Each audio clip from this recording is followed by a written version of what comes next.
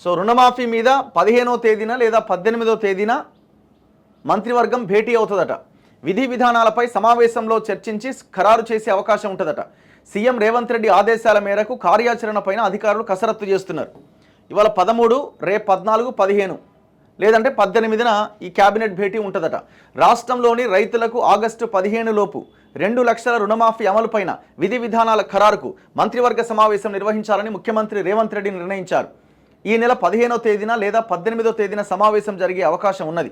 రుణమాఫీ అమలుకు అవసరమైన ప్రభుత్వపరమైన నిర్ణయాలపైన సమావేశంలో చర్చించి వెల్లడించబోతున్నారు.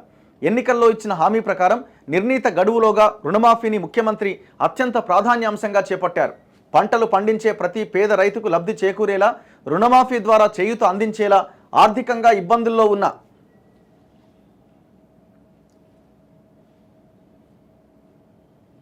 ఎక్కడుంది ఇది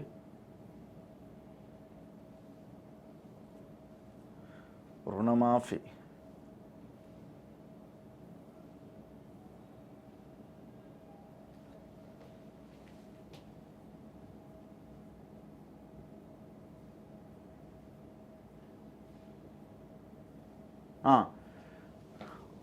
రైతు కుటుంబాలను ఆదుకునేలాగా మార్గదర్శకాలు ఉండాలి అని భావిస్తున్నారు. రైతులకు ఇచ్చిన హామీ ప్రకారం గడువులోగా రుణమాఫీ చేసేందుకు సన్నాహాలు చేయాలని ఇటీవల వ్యవసాయ ఆర్థిక శాఖాధికారులను సీఎం ఆదేశించారు. రుణమాఫీ అమలుకు ఎన్ని నిధులు అవసరం, అందుబాటులో ఉన్న వనరులేంటి, నిధుల సమీకరణకు ప్రత్యామ్నాయ మార్గాలను ప్రభుత్వం పరిశీలిస్తోంది. రుణమాఫీ అమలుకు ఏ తేదీని కటాఫ్ తేదీగా తీసుకోవాలి, అర్హులైన రైతుల గుర్తింపునకు విధి విధానాలు ఎలా ఉండాలి అనే అంశంపైన కసరత్తు మొదలుపెట్టింది. రాష్ట్రంలో గతంలో రుణమాఫీ అమలైన తీరును పరిశీలించడంతో పాటు అవసరమైతే ఇతర రాష్ట్రాల్లో రుణమాఫీ పథకాలు, కేంద్రం ఇప్పటికే అమలు చేస్తున్న రైతు సంక్షేమ పథకాలకు అనుసరించిన పద్ధతులను అధికారులు అధ్యయనం చేస్తున్నారు. వాటి వల్ల ప్రయోజనాలు నిర్దేశించిన అర్హతలను కూడా పరిశీలిస్తున్నారు. కిసాన్ సమ్మాన్ నిధి అమలు తీరుపైన దృష్టి.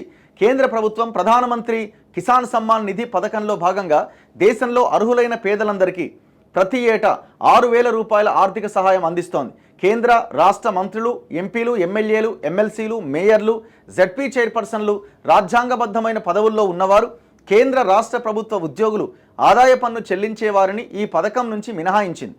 రాష్ట్రంలో రుణమాఫీ అమలుకు అటువంటి ప్రత్యేక మార్గదర్శకాలు ఏమైనా పాటించాలా, తద్వారా అసలైన రైతులకు మేలు జరుగుతుందా, ఆర్థికంగా ఇబ్బందుల్లో ఉన్న ప్రతి రైతుకు మేలు జరగాలంటే ఎలాంటి విధి విధానాలు ఉండాలి అన్న అంశాలపైన రాష్ట్ర ప్రభుత్వం విశ్లేషణ చేస్తోంది. వీటన్నింటిపైన వచ్చే వారం జరిగే మంత్రివర్గ సమావేశంలో సమగ్రంగా చర్చించి నిర్ణయాలు తీసుకునే అవకాశం ఉందని ప్రభుత్వ వర్గాల ద్వారా తెలిసింది. సో వాళ్ళు కొన్ని గైడ్లైన్స్ ముందే రూపొందించుకొని ఉంటారు, ఎవరెవరికి ఇవ్వాలి, ఎవరెవరికి ఇవ్వకూడదు అని.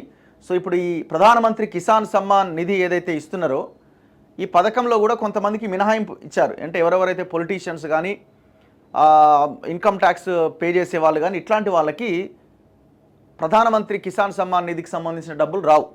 సో అట్లాంటి కొన్ని గైడ్లైన్స్ ఫాలో అయ్యి వాళ్ళకి మినహాయింపునిచ్చి పేద రైతులను ఆదుకోవాలనే ఒక ఆలోచన చేస్తున్నారట.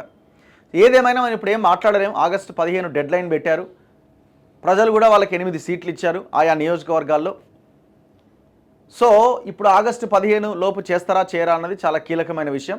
దానికోసం కసరత్తు చేస్తున్నారు. ఇప్పుడు అమలైన తీరేంటి, ఎట్లా అమలు చేయాలి, ఆ తీరే అది ఎట్లా ఉండాలి అన్న దాని మీద, నిధుల సమీకరణ మీద ఫోకస్ అంటున్నారు. ఇప్పుడు కొత్తగా నిధుల సమీకరణ ఇప్పటికిప్పుడు ఏం నిధులు వచ్చే అవకాశం ఏం కనిపిస్తలేదు. ఒకే ఒక ఆప్షన్ ఏం కనబడుతుందంటే చాలామంది చెప్తున్నది, బ్యాంకర్లతో మాట్లాడి బ్యాంకులు రైతులకు ఇచ్చినటువంటి రుణాలని ప్రభుత్వాలు తీసుకొని, అంటే ప్రభుత్వం తన మీద వేసుకొని రైతుల రుణాలు మాఫీ చేయాలి. ఆ బ్యాంకులకి ప్రభుత్వం కడుతుంది, విడతల వారీగానో లేకపోతే ఇంకే రకంగానో గవర్నమెంట్ చెల్లిస్తుంది. సో రైతులకి రుణం మాఫీ అవుతుంది. సో ఈ రకంగా చేయడం తప్ప ఇంకొక ఆప్షన్ పెద్దగా ఏం కనిపించట్లేదు. ఇప్పటికిప్పుడు భూములన్నీ వేలమేసి లేకపోతే ఇంకోటి చేసి దాదాపు 30,000 కోట్లు కావాలి. అటు ఇటుగా 30,000 crores లోపే ఉండొచ్చు, పైనే ఉండొచ్చు. మొత్తానికైతే ఓవరాల్గా 3 types ఆఫ్ లోన్స్ ఉంటాయి. క్రాప్ లోన్స్ ఉంటాయి, టర్మ్ లోన్స్ ఉంటాయి, పాస్బుక్లు పెట్టి తీసుకున్న, గోల్డ్ పెట్టి తీసుకున్న గోల్డ్ లోన్స్ ఉంటాయి. మరి అన్ని 3 రకాల లోన్లు అప్లై అవుతాయా, లేదు ఓన్లీ క్రాప్ లోన్సే చేస్తారా? ఇప్పుడు ఈ క్యాబినెట్ సమావేశంలో నిర్ణయం తీసుకుంటారట. సో ఏది ఏమైనా ఈ దాదాపు ఈ 30,000 కోట్ల ఈ మాఫీ చేయాలి అని అంటే చాలా కష్టమైన పనే. దీన్ని బ్యాంకర్లతో మాట్లాడి వాళ్ళ రైతులకు ఇచ్చిన రుణాలు ప్రభుత్వం తన మీదకి తీసుకొని రైతు రుణాలు మాఫీ చేయడం తప్ప వేరే ఒక ఆప్షన్ కనబడట్లేదు అన్నది ఒకటి. లేదు అనంటే ఇప్పుడు ఏదైనా గవర్నమెంట్ ల్యాండ్స్ కానీ ఇంకోటి కానీ అమ్మి అన్ని వేల కోట్లు తీసుకోవడం అన్నది కూడా సాధ్యం కాదు. సో ఉన్న ఆప్షన్ అదే. సో ఆ దిశగానే వాళ్ళు ఆలోచించే అవకాశం కనబడుతున్నది. చూడాలి ఏం చేస్తారన్నది. ఏదేమైనా ఇది చెయ్యక తప్పని సిచ్యువేషన్ వచ్చింది. ఇప్పుడు గతంలో కేసీఆర్ చెప్పిన దానికి ₹1,00,000 4 విడతల్లో రుణమాఫీ ఇదంతా చెప్పిండు. అది మర్చిపోయింది ఆయన. అంటే ఎలక్షన్ మేనిఫెస్టోలో పెట్టి గతం వదిలేసిండు దాన్ని. ఎప్పుడైనా జనాలు గట్టిగా అడిగినప్పుడు, రైతులు గట్టిగా అడిగినప్పుడు ఒక 1000 కోట్లు 2000 కోట్లు రిలీజ్ చేసుకుంటా 20-30 వేల వరకు ఉన్న వాళ్ళది మాఫీ చేసిండు. వాళ్ళది కూడా ఇంట్రెస్ట్ తడిసి మోపడైంది. ఇంట్రెస్ట్ కట్టిండు, అసలు ఆడనే ఉన్నది.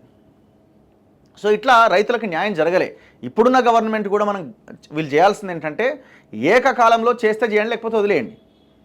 వదిలేస్తే రైతులు ఊరుకోరు ఎట్లాగనుకోండి. ఏకకాలంలో చేస్తేనే రైతులకు లాభం జరుగుతుంది. లేదు విడతల వారీగా చేస్తాం తర్వాత చేస్తామంటే మాత్రం ఇది రైతులకి చాలా పెద్ద సమస్యగా మారుతుంది. మొత్తం ఏకకాలంలో ఒకటే అటెంప్ట్లో ఆ 2 లక్షల రుణమాఫీ కంప్లీట్ అయిపోవాలి. అప్పుడు మాత్రమే రైతులకు న్యాయం జరుగుతుంది. లేకపోతే ఈ ఇంట్రెస్ట్ పెరిగి అనవసరంగా వాళ్ళకి రుణాలు రాక ఆ పంటలు ఇబ్బంది అయిపోయి రైతుల ఆత్మహత్యలు మరిన్ని పెరిగే అవకాశం ఉంటుంది. సో ప్రభుత్వం ఈ దిశగా ఆలోచించాల్సిన అవసరం ఉన్నది. అండ్ ఇంకొక అంశము కండిషన్ సప్లై రుణమాఫీ పైన సర్కార్ ఆంక్షలు. ఐటీ పేయర్స్ ప్రభుత్వ ఉద్యోగులకు కట్. మంత్రులు ఎమ్మెల్యేలు ఎమ్మెల్సీలు ఎంపీలు మేయర్లు జెడ్పీ చైర్మన్లకు కట్. రాజ్యాంగ పదవుల్లో ఉన్నవారికి కట్. అర్హులైన రైతులకే సాయం అందేలా సర్కార్ ప్లాన్. పీఎం కిసాన్ సమ్మాన్ తరహాలోనే ఎల్లుండి మంత్రివర్గ సమావేశం చర్చించి నిర్ణయం తీసుకునే అవకాశం. తప్పేం లేదు. ఎందుకంటే పేద రైతులకి ఇది అందాలి. పేద రైతులకి అంతకు ఇంకా ఎక్కువగా మాఫీ చేసినా తప్పేం లేదు. రైతు బంధు విషయంలో కూడా ఇదే కదా మనం మాట్లాడుతున్నది.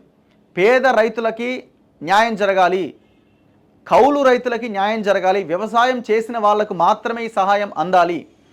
సో అప్పుడే వ్యవసాయం అభివృద్ధి చెందుతుంది, రైతులు కూడా బాగుపడతారు.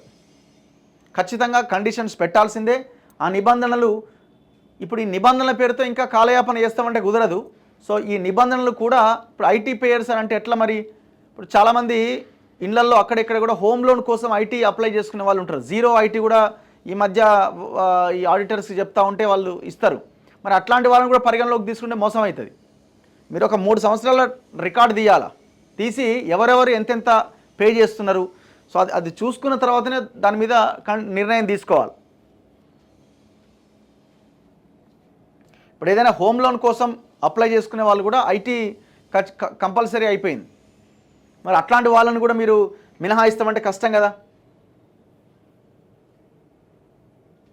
18వ తేదీన కిసాన్ సమ్మాన్ డబ్బులట విడుదల చేయబోతున్న ప్రధాని మోదీ రైతుల ఖాతాల్లో జమ కాబోతున్నాయి.